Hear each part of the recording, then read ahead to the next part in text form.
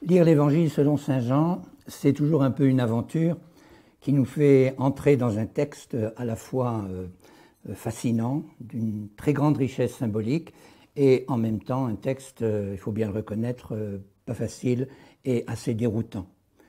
C'est pour cela qu'il nous faut avoir quelques clés de lecture. Alors je ne vais pas m'attarder sur des questions qui, tout intéressantes qu'elles puissent être, ne vont pas retenir notre attention. Je pense par exemple à la question de l'auteur, de la date de l'Évangile ou encore de l'histoire de sa rédaction. Vous pourrez trouver tout cela facilement dans les livres qui présentent l'Évangile ou encore plus simplement dans les introductions de vos Bibles. J'ai pensé que pour être utile à votre lecture, le mieux serait peut-être de nous attarder un moment sur la manière dont cet évangile est composé, comment le texte est organisé. Mais avant cela, deux clés qui me semblent importantes et que je vous prie de garder en mémoire. La première, c'est qu'il faut savoir que l'auteur de l'évangile, saint Jean, ne pense pas comme nous. Jean est un oriental, nous sommes des cartésiens, nous avons une pensée de type discursive et c'est une logique qui est étrangère à notre évangéliste. On peut dire que sa pensée, en quelque sorte, s'enroule sans cesse sur elle-même. Pour prendre une comparaison, on peut comparer l'évangéliste à un puisatier, quelqu'un qui creuse un puits et qui sans cesse monte et redescend pour pouvoir élargir le puits, le creuser en profondeur et atteindre l'eau vive. La deuxième clé qu'il faut garder en mémoire, c'est l'intention de l'évangéliste. Jean n'a jamais eu l'intention de nous raconter des histoires sur Jésus, et encore moins des anecdotes, fussent-elles édifiantes ou pieuses. Son intention, et c'est un ardent désir chez saint Jean, c'est de nous partager une expérience spirituelle, une expérience qui a profondément, probablement bouleversé sa propre vie et qui est évoquée avec une ferveur jubilante dans les premiers versets du premier chapitre de la première épître de Jean.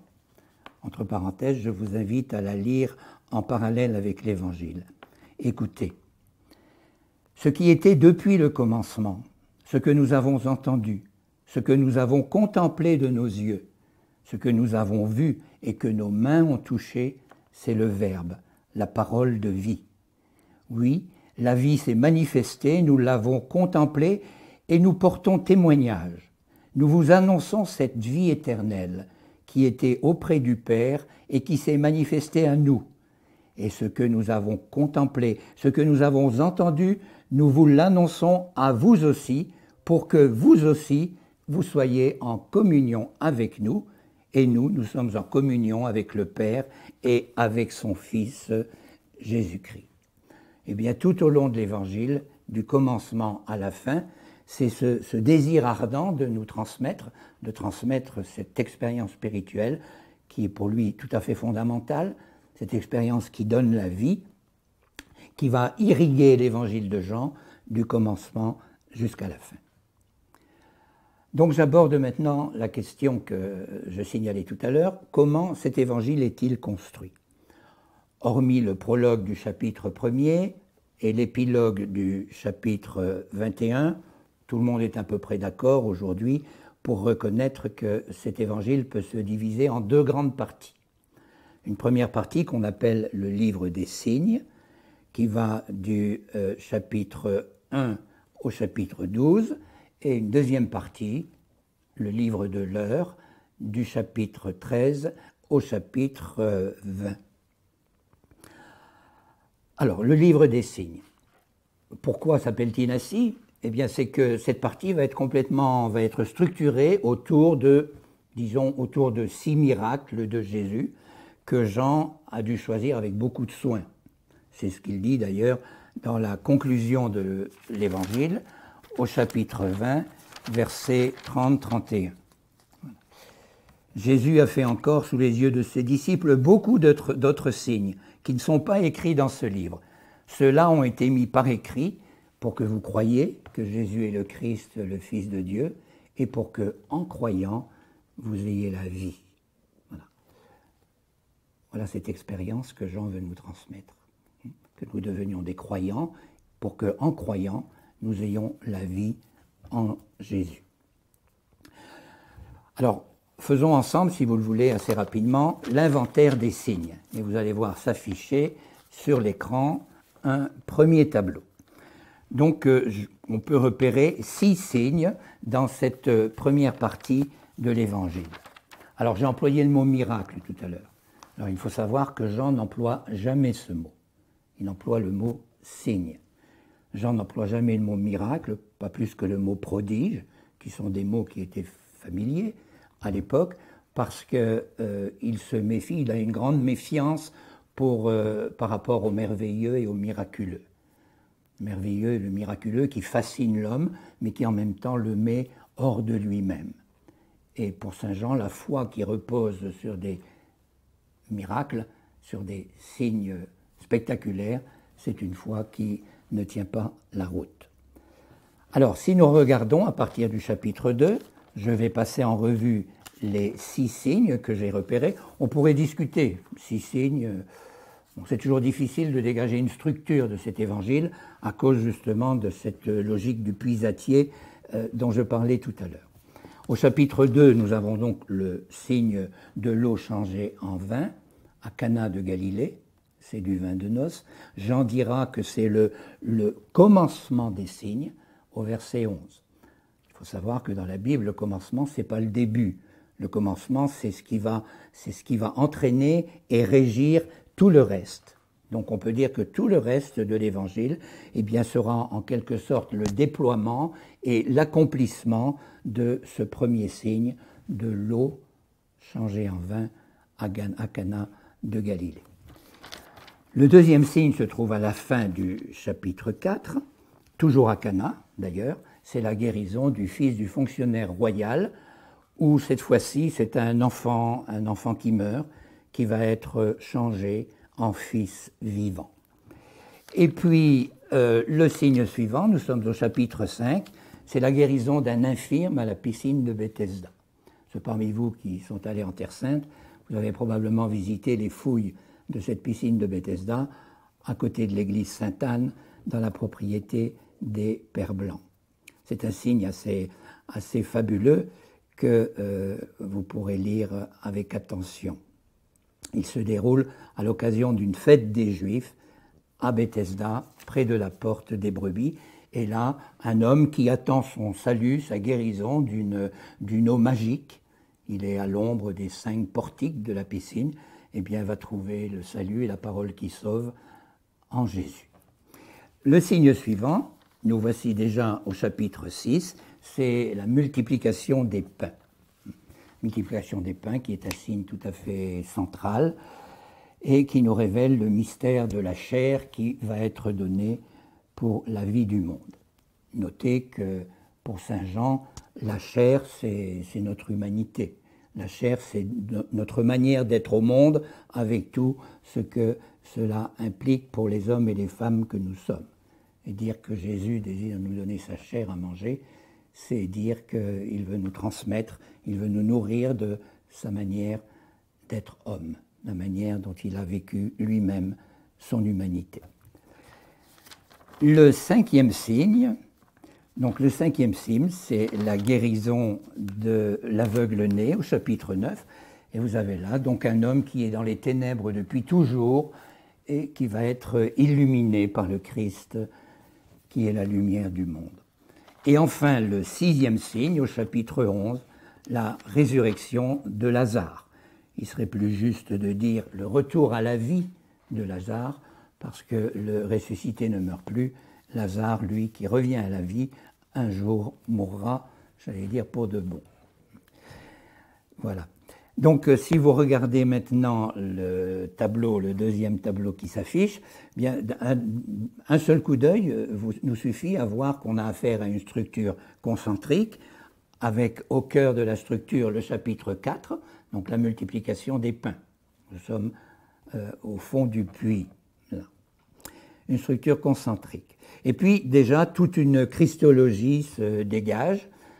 Jésus qui renouvelle toutes choses à Cana, est celui qui donne la vie à ceux qui sont morts, et celui qui guérit ceux qui sont malades, et il est celui qui nourrit ceux qui ont faim et qui sont affamés. Alors bien sûr, entre les signes, entre ces 6 signes, vous avez des rencontres, des récits de rencontres, et puis aussi des discours de Jésus. Mais ces récits et ces discours sont à lire dans la continuité du signe dont ils viennent à la suite. Et c'est dans la continuité, les discours et ces récits viennent déployer, approfondir le sens de ce qui est donné de manière symbolique dans le signe. 6 fêtes juives. Vous en savez assez, je pense, pour vous souvenir que 7 dans la Bible, c'est le chiffre de l'accomplissement et de la plénitude. Et donc que 6, c'est 7 moins 1. C'est-à-dire que le chiffre 6 marque une attente qui est sûre de son accomplissement. À Cana, il y a 6 jarres, l'eau des purifications des Juifs. C'est à la 6e heure que Jésus va rencontrer la Samaritaine au puits de son histoire. Et puis, tout au long du récit, dans le livre des signes, Jean signale 6 fêtes juives que je vous invite à repérer au cours de votre lecture. 6 fêtes juives, donc, qui représentent la liturgie juive, qui elle aussi est en attente de son accomplissement. Alors cette attente va être comblée à l'heure de la croix. Et vous voyez sur le tableau que le signe de Cana, de l'eau changée en vin à Cana, renvoie à l'heure de Jésus, c'est-à-dire à la mort de Jésus sur la croix, au chapitre 19, versets 25 et 30. Et vous n'aurez pas de mal, vous l'avez sûrement déjà repéré, à remarquer les correspondances étroites qu'il y a entre ces 2 récits. Et nous comprenons que ce bon vin de Cana, qui est un vin excellent, qui est un vin surabondant et un vin gratuit, eh bien, annonce et préfigure le sang qui sortira du cœur de Jésus et qui, lui, symbolise la vie que le Christ nous donne et qui, elle aussi, est une vie surabondante, gratuite et excellente pour l'homme.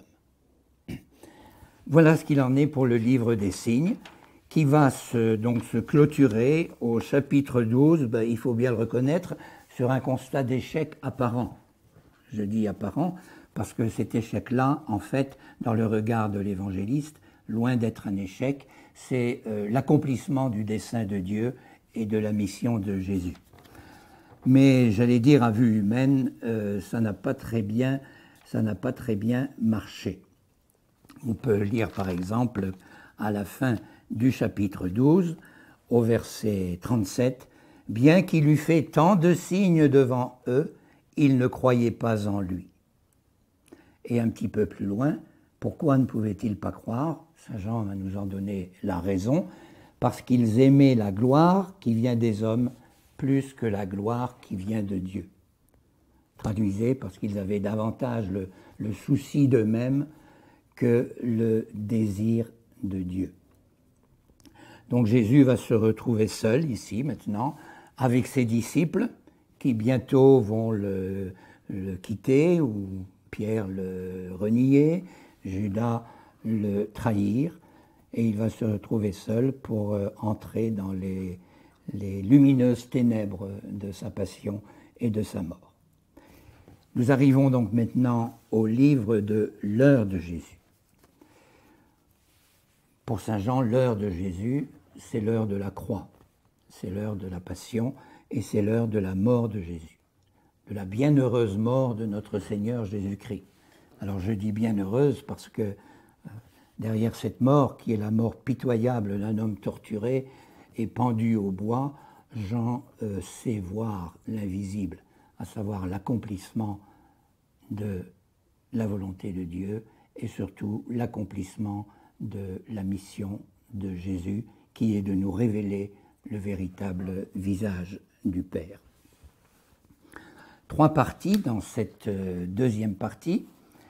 D'abord, des discours d'adieu du chapitre 13, 14, 15, 16 et 17. Des discours d'adieu sur lesquels je dirai un petit mot parce que la lecture n'en est pas très aisée. Et puis, à partir chapitres 18 et 19, le récit de la passion et de la mort de Jésus. Et enfin, le chapitre 20, les apparitions du ressuscité à Jérusalem. Un petit mot sur ces discours d'adieu. Donc 3 chapitres qui nous désorientent un peu. On a parfois l'impression que ça n'a ni queue ni tête, qu'il y a des répétitions, que tout revient, tout est sans cesse redit et redit autrement. Alors je vais vous donner une petite clé de lecture. Vous avez au chapitre 14, verset 15, un verset extrêmement précieux parce qu'il va vous indiquer les 4 thèmes, les 4 puits si vous voulez, les 4 thèmes que Jean va développer dans ces 4 chapitres. Je vais vous lire ce verset 15 du chapitre 14. C'est Jésus qui parle à ses amis. « Si vous m'aimez, vous garderez mes commandements, je prierai le Père et il vous donnera un autre paraclet.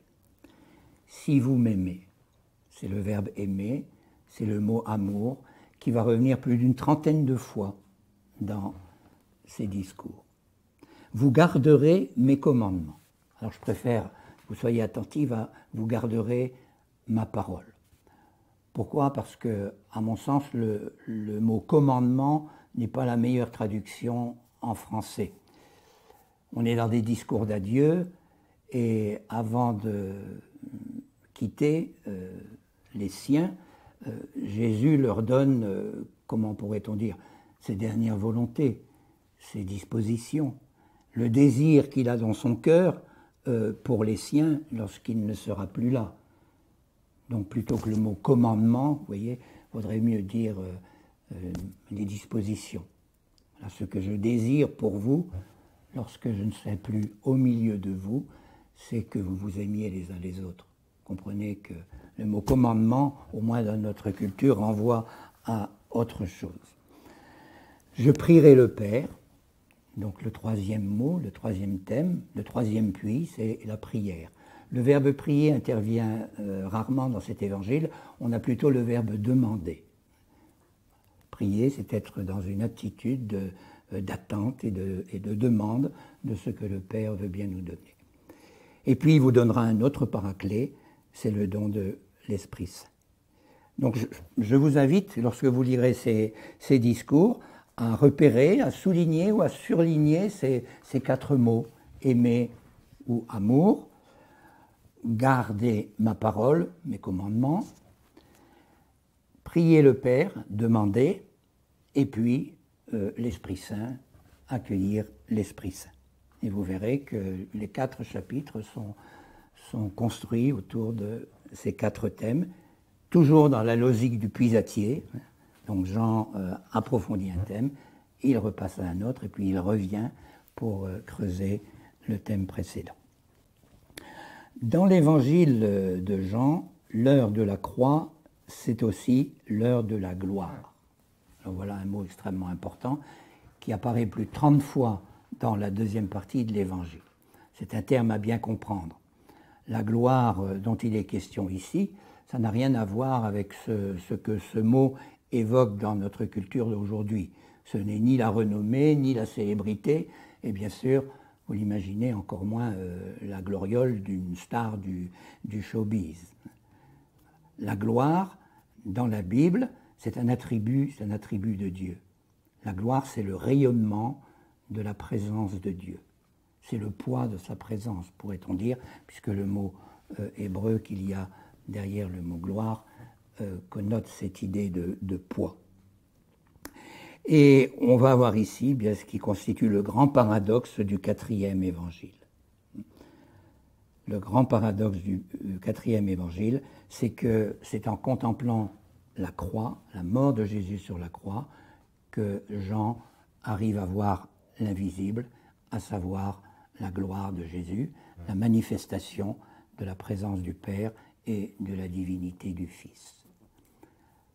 Alors bien sûr, il a un regard d'une profondeur extraordinaire, puisque lorsqu'il voit le Christ qui rend son esprit sur la croix, eh bien, il voit dans un même regard, d'une absolue concomitance, si vous voulez, il voit en même temps donc la mort de Jésus, sa résurrection, sa glorification à la droite du Père, le don du Saint-Esprit et la fondation de l'Église.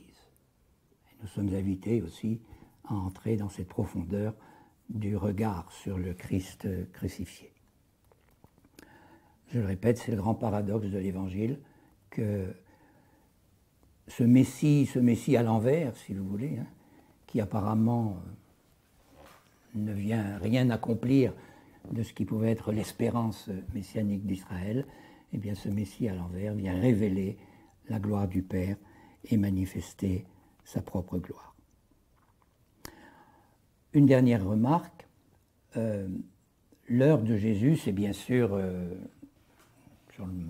dans le déroulement historique, c'est un moment qui vient après un autre, dans un déroulement chronologique, mais chez Jean, il y a plus que ça. L'heure de Jésus, c'est maintenant. D'ailleurs, je crois, c'est au chapitre 4, verset 23, qu'il dira l'heure vient et c'est maintenant. Et il dit cela bien avant sa mort sur la croix.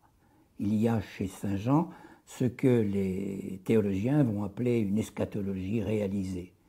C'est-à-dire que le don de Jésus, le don de la communion avec le Père en Jésus et par l'Esprit, c'est maintenant. Et c'est le maintenant de tous ceux qui lui ouvrent leur cœur. Alors, pour conclure, eh bien, je voudrais simplement vous dire ceci.